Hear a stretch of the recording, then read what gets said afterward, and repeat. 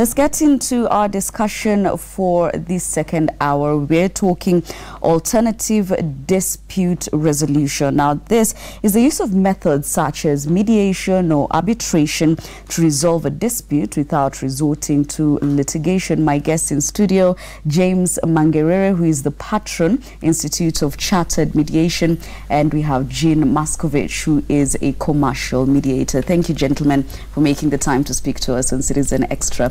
I'll start with you. What is the importance of, settling disputes without necessarily resorting to litigation? Well, alternative dispute resolution involves processes like negotiation, mediation, conciliation, adjudication, mini trial, and many other processes are away from the traditional litigation system.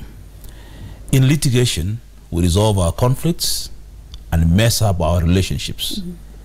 In mediation, we resolve our conflicts and maintain our relationships. As social animals in this country, we need each other, and disputes are part of our lives. Therefore, if disputes come to disintegrate the unit that we have, then I think they are not good things. But that, because conflicts are part of our lives, we have to find ways in which we can resolve these conflicts but still maintain the relationship between the parties in dispute. That's why alternative, in fact, in other countries, alternative is litigation. Mediation is the main process. But in this country, we have alternative as mediation and the court being the main process. It should be opposite, and that's where the world is moving to right now. Mr. Moscovitch, do you feel that this is something that people, for instance, in Kenya are open to? Because for some people, as we were trying to prepare for this discussion, feel that it's a concept that people have not really adopted. Well, it's certainly one that is, in my opinion, inevitable and very beneficial. It is controlling and guiding from a very practical standpoint, how commercial disputes are settled all over the world. The organization that I'm a member of, the International Academy of Mediators, is very supportive of the efforts that Kenya is making to move in this direction. We see it as potentially beneficial for all concerned.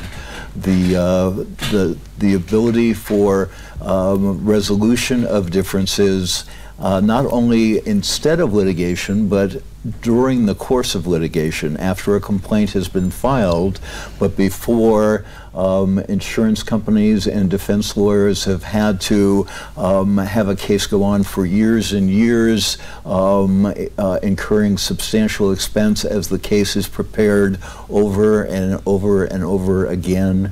The ability of the judiciary to have its caseload eased, because these are cases that will not have to go to trial. The emotional benefits to plaintiffs in some of these cases, to not have to suffer the uncertainty and the anxiety of continuing lack of resolution in their personal and their professional lives. This is the trend of all Western countries. It's the trend in Asia, Australia, New Zealand, all of the countries that are part of the International Academy of Mediators, and we see Kenya beginning to make great strides in those directions. There will be changes that have to be made, but that's been true of every system.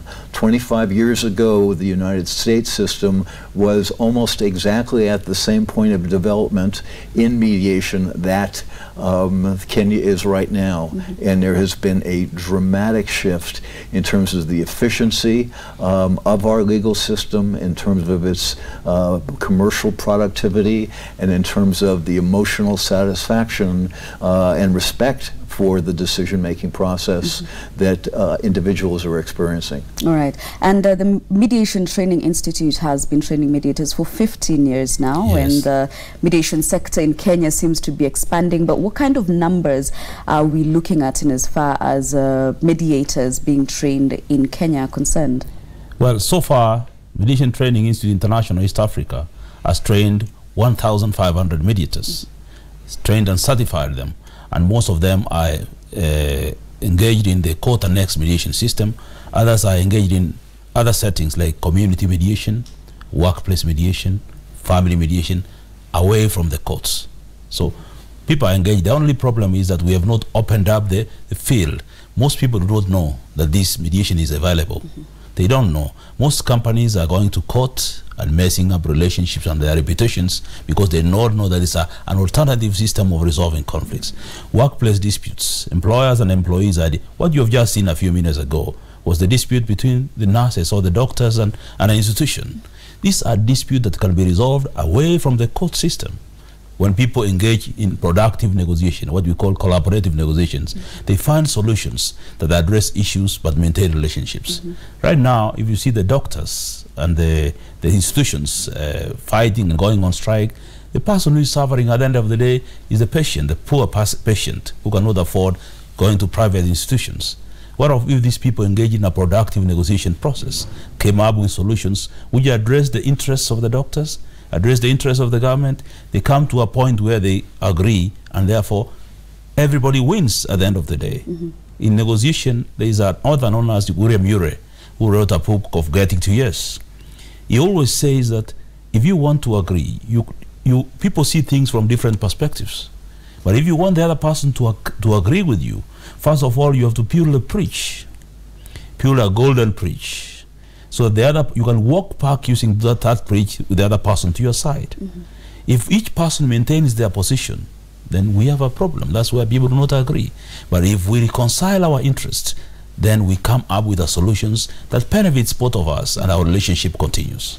As members of the public, how or when do they know, when to choose the litigation route or when to choose the mediation route? What kind of cases are concerned? Well, it's not an either-or choice. The option of mediation is available to all parties at any point in time, whether before a dispute goes to court or after. They merely have to recognize the expediency of it. My understanding is that indeed most cases are eventually settled, that very few cases ultimately go to court. The question is, when will they be settled? We're hoping that insurance companies will start to see the advantages of early resolution. They'll start to see that they perhaps can get not only a more certain but a more beneficial outcome at an early point in time and not incur, in some cases, 12 and 13 and 14% interest, not have to pay ongoing defense fees. We're also hoping that plaintiffs will be realistic, that they'll recognize, for better or worse, that the defense, the people being sued, do in this system have time on their side to some extent. And we're asking those people to come to the table now. I don't pay my bills 4 or 5 years early, and I don't expect anyone else to. If I were going to do that, it would be because I felt I was getting a good deal. I was getting a discount of some kind. And mediation does involve a discount, but it involves certainty. It's the bird in the hand instead of the two in the bush. And it avoids the disappointment that could follow many years later, and the ability to have the use of funds at this time. All right, James? Yeah. Well, I think the cases that cannot be mediated are available. For example, if they involve some a case that requires constitutional interpretation, requires some legal mind somewhere, or if people intend to create a precedent that another subsequent court can use, well, or people are just interested in ensuring that they push the other person dry, and these people may not be willing to mediate. But there are two theories that bring people to the table for mediation.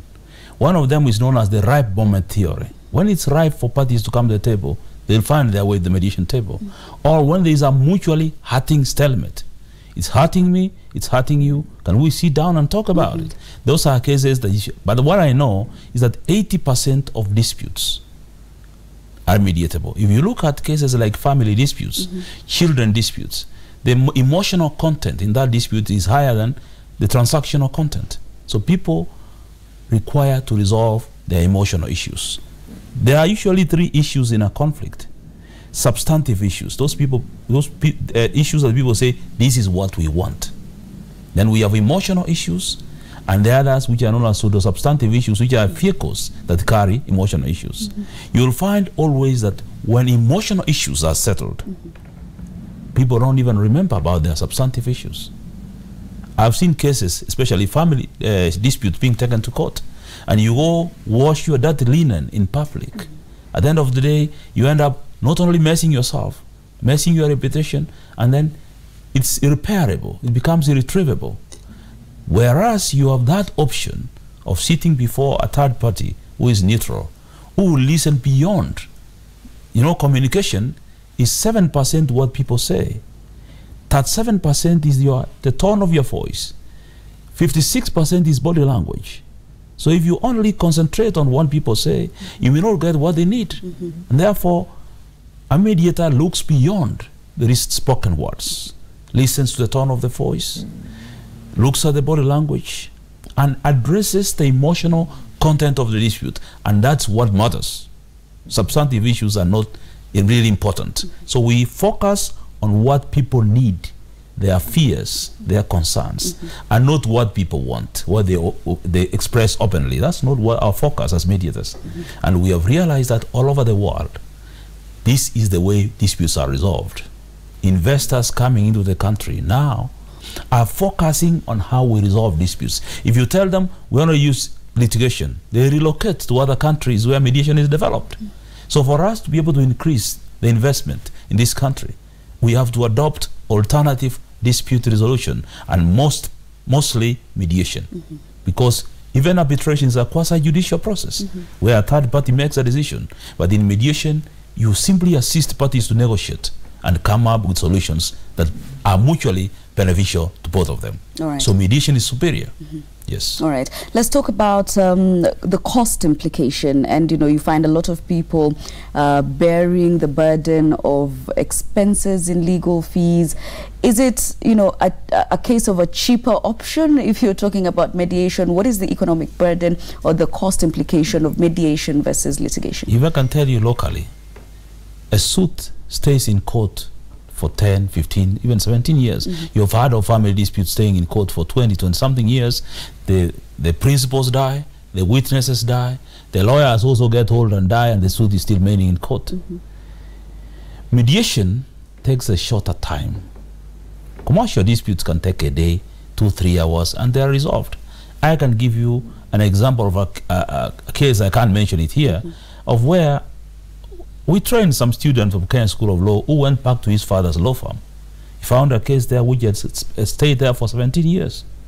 And he asked his father, can you talk to the parties? Ask them if I can resolve these disputes without prejudice. I'm not asking them for a penny. The father said, well, you are excited. Let me ask them. If they agree, I'll forward the case to you. The father asked the parties and they said, well, if you are not paying, why not give it a try? Because everything that is discussed is confidential. The young man took it over. 2.5 days down the line, the mother was settled. Wow. So he came back to his father's law firm and told his dad, oh, Dad, you know, this case has been here for 17 years. 2.5 days, it's settled. The dad, who was not really pro-mediation, he told him, you are crazy. This is the case that has educated your brothers and sisters, and you mean you can settle it in 2 days? And now that's the kind of attitude that we want to change. We want people to resolve their conflict. Even in our law practice, if you have many cases settled, you have a reputation. The clients will find a way of bringing matters to your office because they can be resolved quickly and you can get your money. So I want to encourage everybody outside there. People say, my people perish because of lack of knowledge. There is a better way of resolving conflicts. And the sooner Kenyans embrace it, the better we will improve our relationship. Our family disputes can be resolved easily. Our business disputes will be resolved easily. Our community disputes can be resolved very easily. And even our children will learn better ways of resolving conflicts. So mediation is here. It has arrived. Let's embrace it. Yes. All right, Jean. If I could add to that, the law schools are already starting to see this as the trend of the future. While they are training new lawyers to be capable of trying cases, they realize that in the future far more cases will be handled by alternative dispute resolution. The public also, I think, is starting to grasp the significance of this. A mediated solution, of course, is one that is entered into voluntarily by the parties. The mediator does not act as a judge or an arbitrator and say who wins or who loses, but rather works out a mutually acceptable compromise between both sides. That aspect of self-determination there's an empowerment to that that moves people from victimhood and being stuck in the past to moving forward with their lives and doing something much more productive. In the United States, I specialize in employment law. I do mediations involving employees and employers, and it becomes a much healthier situation, whether it is an allegation of wrongful termination or some dispute involving discrimination or harassment relative to age, disability, race, religion, and any other potentially discriminated against category.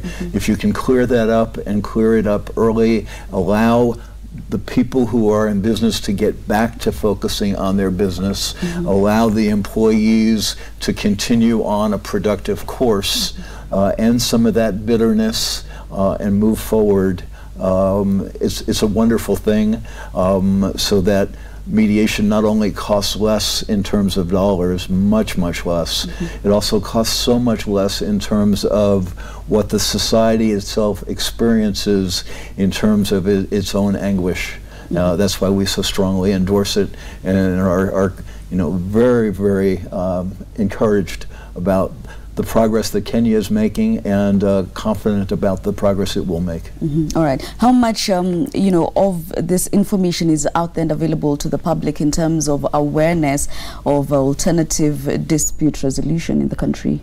Well, we have today evening at 7 p.m., at 6 p.m., we are launching the Institute of Chartered Mediators and Conciliators, so that all mediators who have been trained and certified and who are in practice have a body that regulates and disseminates information to the public. Now, the public can have a center where they can refer their cases and where they can find credible mediators with experience who are also regulated under code of conduct, who can be able to deliver quality service to the public. For the first time in the history of this country, now we have an institution, that's the Institute of Chartered Mediators and Conciliators, headed by our chairman, the former speaker, Honorable Kenneth Marende. And we are meeting today, all mediators at Nairobi Safari Club at 6 p.m., wherever they are, so that we can organize ourselves. So the business community, the insurance, the employers and employees, all these people can find a credible institution where they know, if I refer my mother to this institution, I'm going to get the quality service, because mediators who are registered under this institution, first of all, are well trained, they are certified, there's this quality control, and they are under a strict code of conduct to ensure that we give quality service to the public. I see somebody here asking, where are they located? I guess in general, where can they find you, or where can they find mediators if they're seeking them out? Well, we have the Mediation Training Institute International East Africa, which is housed with the Institute of Chartered Mediators and Conciliators. We are at Hajib House, 4th floor, Suite 417. We're also available on our website, and available, there are two websites, the website for Institute of Chartered Mediators and Conciliators, and the website of Mediation Training Institute, which is www.mtieastafrica.org. We're also available on phone, and there are 1,500 mediators, qualified and trained and ready to offer service to the public. Yes. All right. How long, if I want to, train and become a mediator, how long would that take me? Well, internally. Well, it's an ongoing process. There's certainly an initial course, qualification course. I know James Mangerere's organization is directly involved with that, and he can give you more details as to the exact number of days or hours. I can tell you from my 20 years of experience, it's a lifelong process that we improve our skills and and get new insights into the profession through ongoing professional training and through our own experience as time goes on. But many of some of the skills already exist in all of us. We just find ways of channeling that, of being empathetic, of understanding people's needs, both personally and commercially. And the training that we receive is one about getting people to have the desire to move on. I've been had the privilege of training an advanced mediation group during this last week through MTI, and I can tell you that there are people out there who are very well qualified, very earnest, and very giving of themselves in their desire to be part of the solution instead of part of the problem. Probably, I'll just add on that. For our initial training, which is a professional mediation training course, we have a 50-hour training. First of all, people have to give some assignments to do. They come for our 50-hour training, and then we give other assignments to do. We assess them, and then we certify them to be professional mediators. They go through a very intensive and rigorous training process.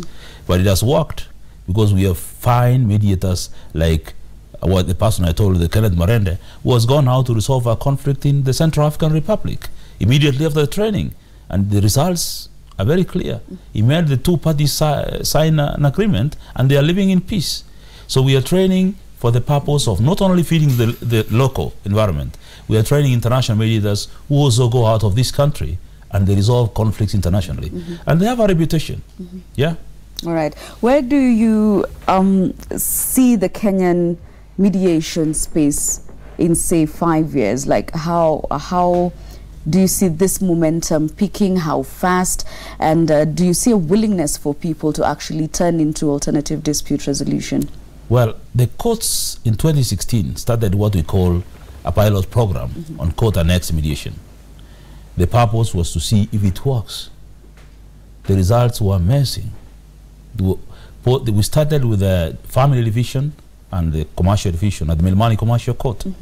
The result were above 50% of disputes success. The percentage of success was 50%.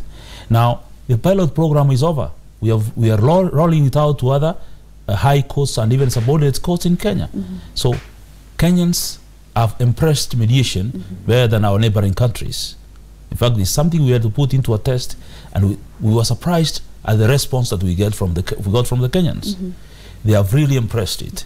Institutions like the Federation of Women Lawyers have been running these programs for a while. We have been running these programs for a while, and I can tell you they have a center, mediation center there. We are also working with the Kenya Association of Manufacturers to start up a mediation center. And therefore, manufacturing disputes, insurance disputes, family disputes, now all finding their way into mediation. So Kenyans have taken it very well, and I hope it's really going to work for every one of them. All right. Yes. Jean? I think 5 years from now, people in Kenya will be much better informed and fully recognizing the advantages of this system. I think that in any transition like this, there are going to be some obstacles, some institutional changes that will be required. But I do believe that the system is enough in crisis right now in terms of satisfying people's needs, that from 5 years from now, you'll see a very different situation. Our first African-American Supreme Court Justice, Thurgood Marshall, in arguing to the U.S. Supreme Court in 1954 in Brown versus Education, the Board of Education, the case that ended segregation in the United States in public schools, said that justice delayed is justice denied. That's as true here as anywhere else. 5 years from now, there will be changes. I think there will be a shift from among the insurance companies and the corporate clients in the direction of law firms that are utilizing alternative dispute resolution. This is not a final and binding choice. If for some reason the ADR, or alternative dispute resolution process, is not successful, the parties can always go back into litigation. They can do that and try alternative dispute resolution perhaps a little later on down the road. But this is going to start to become something that's recognized and something that is oftentimes people's first alternative. In the United States, we had tremendous support from the judiciary in terms of supporting the enforceability, of course, of the agreements that that the parties entered into, sending cases out for private mediation. We developed a very strong collegiality among mediators. They were not competitors, they were colleagues. They were all trying to raise the level of the resolution of disputes and the creation of harmony in society. I think you'll see much more of that 5 years from now. I hope to be back with you 5 years from now. Indeed. And have that discussion. All right.